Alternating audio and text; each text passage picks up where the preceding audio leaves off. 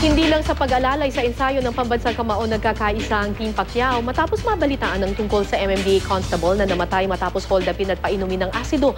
Nag-ambag-ambag ang Team Pacquiao para magbigay ng tulong sa naulilan nitong pamilya. Mula sa Los Angeles sa California, may news to go si Connie Sison. Connie? Yes, Cara, talagang napakaganda nga no, na nagtulong-tulong ang Team Pacquiao para sa isang pamilya na talagang naghihikahos, no, lalong-lalo na nawala ang kanilang breadwinner na si Alfredo Barrios Jr. na MMDA constable nga na kamakailan ay na-hold up at pinainom pa ng asido.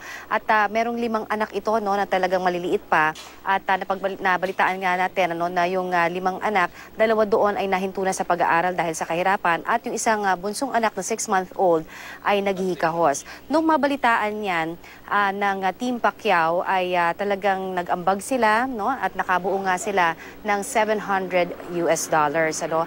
At kung kaya naman talagang napaka-importante para sa kanila na kahit na malayo sila ay makapagbigay sila ng suporta sa kanilang kababayan. Tandaan natin itong Team Pacquiao na nag-ambag ay mga mula dito sa Los Angeles, California mismo. No? So talagang alam nila no, na marami sa ating mga kababayan pa rin ang naghihirap na nangangailangan ng tulong at in their own little way, sabi nga nila, ay gusto nila talagang makatulong sa ating kababayan. So itong $700 ay may katumbas ito na mahigit 30,000 piso.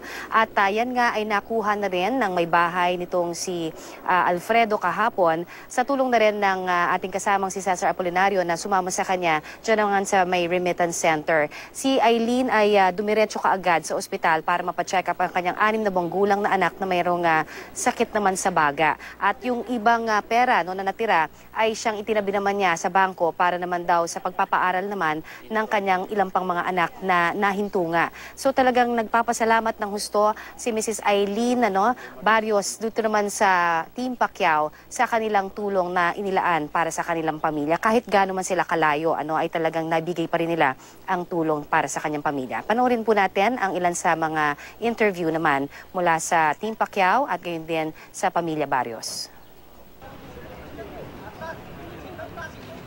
Kilala ang Team Pacquiao di lang sa pag-aasiste sa mga pangangailangan ng pambansang kamao, kundi pati na rin sa pagkakaisa ng kanilang grupo lalo na sa pagtulong sa kapwa.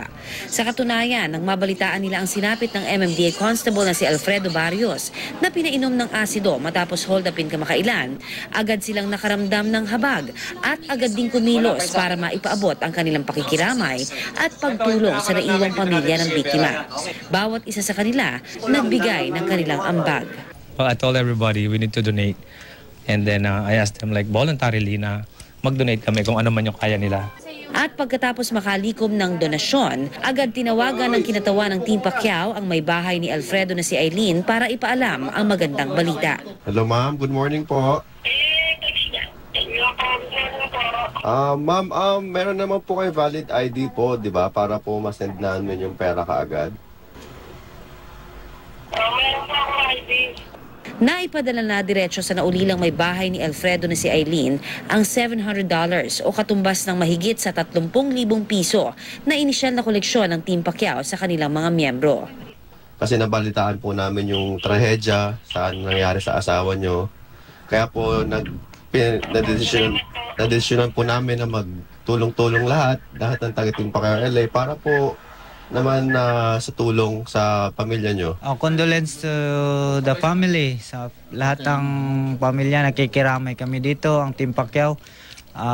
Sa abot ng makakaya, tutulong kami. Samantala, sinamahan naman ng GMA News ang may bahay at byuda ng MMDA constable na si Aileen. Samantala, magdadalawang buwan nang namomroblema sa pera para pampagamot sa anak na may sakit si Aileen Barrios. Kaya nang malamang may pinadalang donasyon ang Team Pacquiao, agad niya itong winidraw. Bitbit ni Aileen ang 6 na buwang gulang na anak ni si John Daniel. Kaya nang mapasa kamay ang mahigit 30,000 pisong donasyon, ay diniretso na ito sa ospital para mapacheck up ang anak. Masasabi ko lang kay Team Pacquiao, maraming salamat sa binigay niyang tulong sa pamilya ko. Kwento ni Aileen, hinold up ang asawang traffic enforcer ni Aileen na si Alfredo matapos manghagilap ng perang pampagamot sana sa kanilang bunso na may sakit sa baga. Hindi nadala sa ospital ang bata dahil tinangay ng 4 na suspect ang 7,000 pisong na ipangutang niya. Hindi pa raw nakontento ang mga suspect dahil matapos pagnakawan ay sapitan pa siyang pinainom umano ng asido kaya namatay. Bukod sa pampadoktor sa bunso, idiniposit din ni Aileen sa bangko ang natirang pera para pampaaral naman sa 4 pang anak. Nahinto sa pag-aaral ang 2 sa mga anak niya dahil kapos sa pera, lalo't si Alfredo lang ang kumakayod. Babangko ko. Bangko. Therapy. Para Sa pag-aaral ng mga anak ko. Ang Caloocan Police nagsabing may natatanggap silang mga pangalan na posibleng gumawa ng krimen pero bini-verify pa ito sa ngayon.